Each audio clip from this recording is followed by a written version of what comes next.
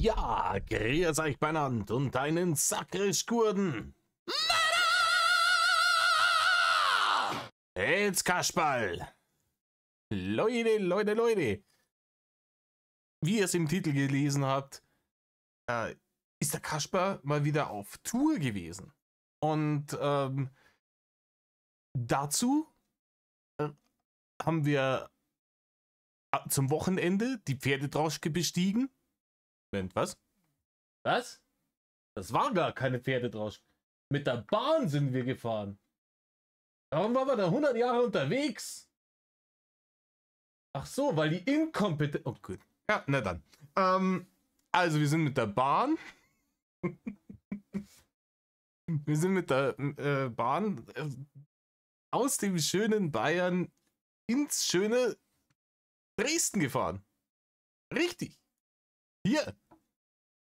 In die wunderschöne Landeshauptstadt von Sachsen. Und wir haben uns dort ein Blutegel-Konzert angeschaut. Die haben da am Samstag gespielt. War ein schönes Konzert. Bezeichnenderweise am Blutengel in einem alten Schlachthof gespielt.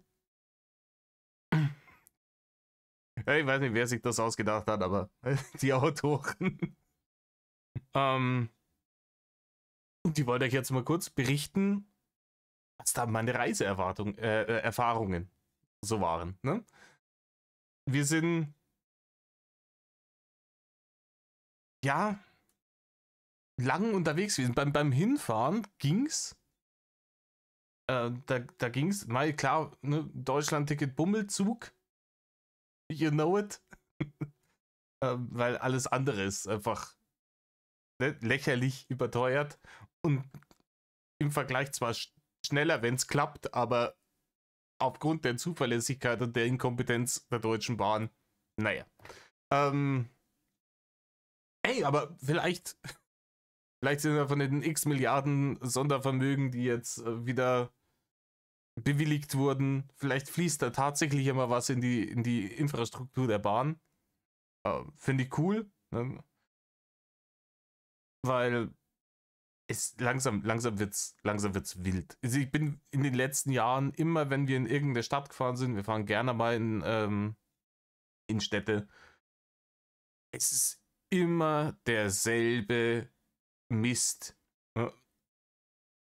Entweder beim Hinfahren oder beim Zurückfahren, bei einem von beiden ist immer aus Grund von XY entweder Verspätung und nicht halt irgendwie 5 oder 10 Minuten, sondern jedes Mal eine halbe Stunde oder hey, vielleicht kommt er mal gar nicht. Dann müssen wir mal irgendwo, da hat's geschneit über Nacht irgendwie 30 Zentimeter.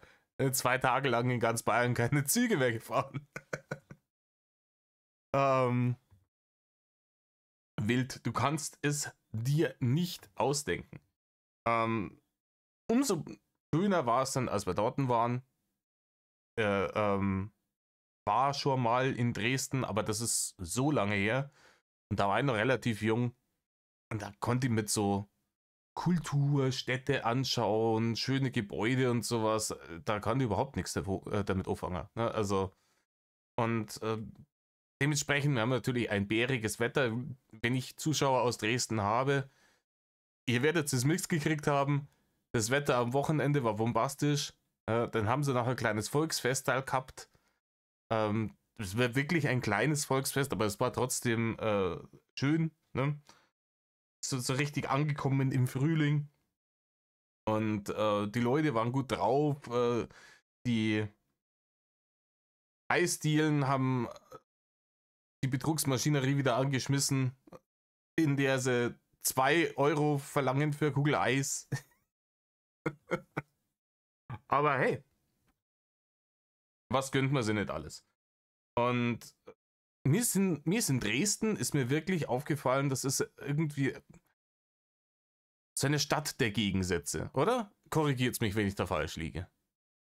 Also ich hab in beide Richtungen des extrem politischen Spektrums unangenehme Leute da gesehen. Was mich zum Nachdenken gebracht hat.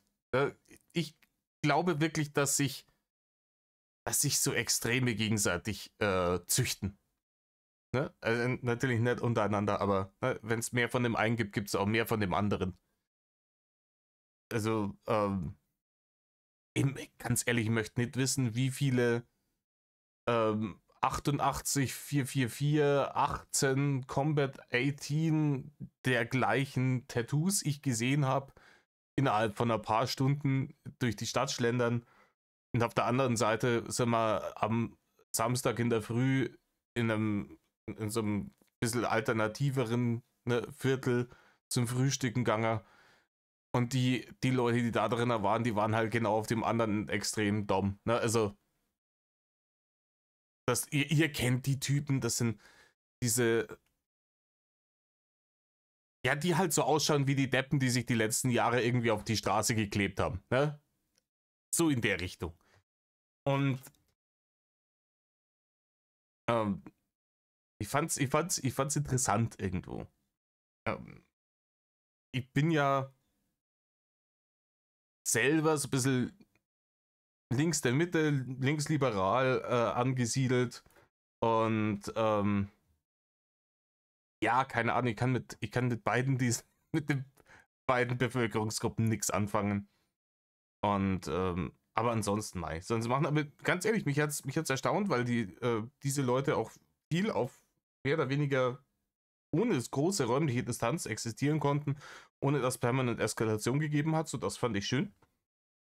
Ja, das lässt mir vielleicht dann doch noch ein bisschen glauben an die Vernunft der Menschen.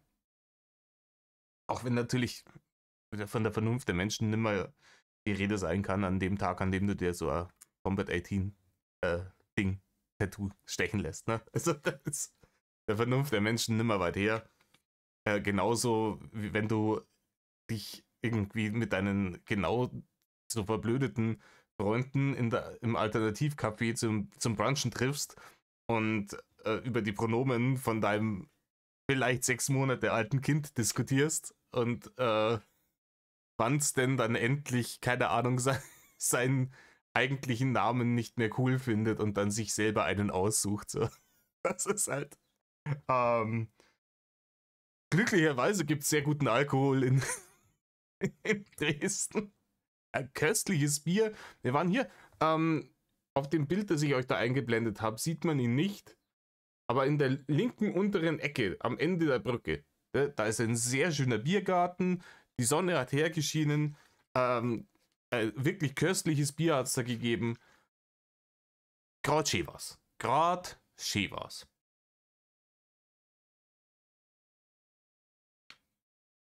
Und ja, keine Ahnung. Als wir dann in Richtung der Konzertlocation gegangen sind, das war natürlich auch im Übrigen eine sehr positive Erfahrung.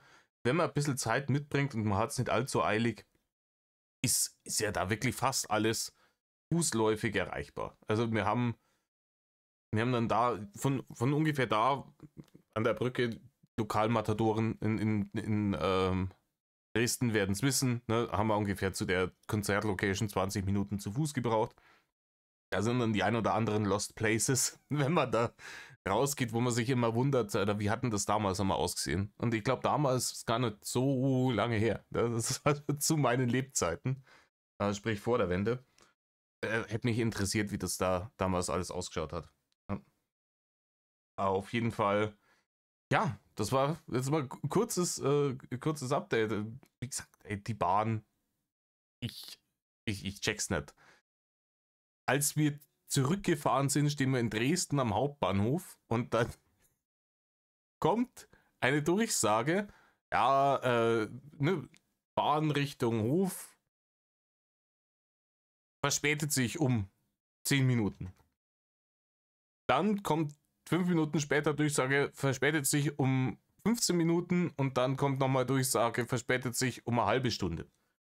Und dann irgendwann waren wir über eine Stunde rum Und dann haben sie so getan, als gäbe es diese Bahn gar nicht oder als wäre die planmäßig gefahren oder was. Dann auf einmal, sehr praktisch, wenn du dann, ne, wenn alle Stunde eine Bahn in die Richtung fährt, dann kannst du dann, wenn deine eine Bahn schon über eine Stunde Verspätung hat, dann kannst du dann einfach Durchsage machen, die Bahn verspätet sich um 5 Minuten. Nein, du Arschloch, die Bahn hat sich schon um 65 Minuten verspätet. Naja, irgendwann ist man dann natürlich gefahren. Der Zug war natürlich doppelt so voll, wie er eigentlich hätte sein sollen, weil, ne? Die Leute natürlich, die mit der einen Bahn fahren wollten, deswegen ja nicht gesagt haben, ach so, eurer ist nicht gekommen, ja, dann warten wir noch eine Stunde, damit wir uns da drin nicht stapeln, wie im Viehtransport. Weil ganz ehrlich, im Viehtransport, glaube ich, mehr Platz gewesen wäre. Und das hat sie natürlich dann durchgezogen, du steigst dann um in den Hof und dann ist da auch wieder voll.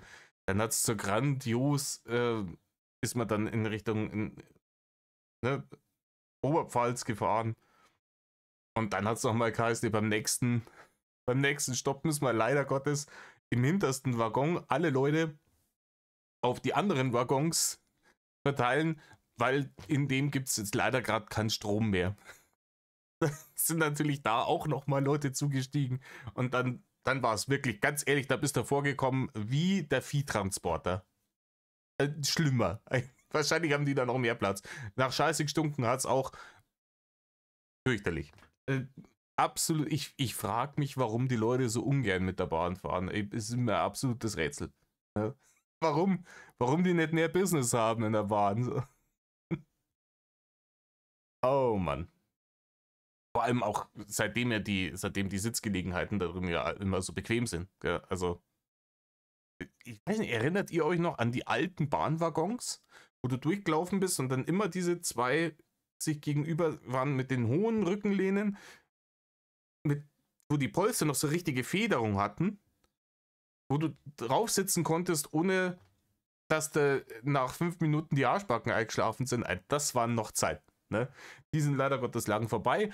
Inzwischen hat man halt in dieser Bahn so Sitzflächen, die könnten nicht unbequemer sein, wenn sie direkt aus Beton gegossen wären.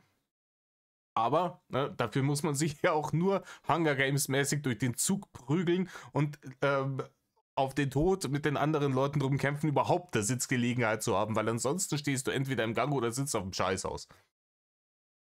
Naja, trotzdem hat man eine schöne Zeit. Wie gesagt, das Wetter war bombastisch. Das Konzert war gut.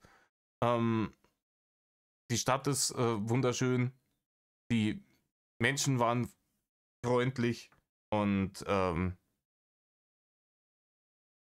ja, das war mein Wochenende. Leute, schreibt mal rein, wie war euer Wochenende? Es würde mich interessieren, wart ihr dieses Wochenende irgendwo unterwegs oder habt ihr die Füße hochgelegt und dann Herrgott und guten Mosei lassen? In diesem Sinne, ich wünsche euch eine angenehme Woche. Es ist eine kurze, am Freitag ist Feiertag, let's go. Danach gibt es ein langes Wochenende. Dann schauen wir nochmal, ob wir nächstes Wochenende noch toppen können, wenn wir noch 2 Tage mehr haben. Macht's es gut, lasst euch nicht stressen. Metal Off.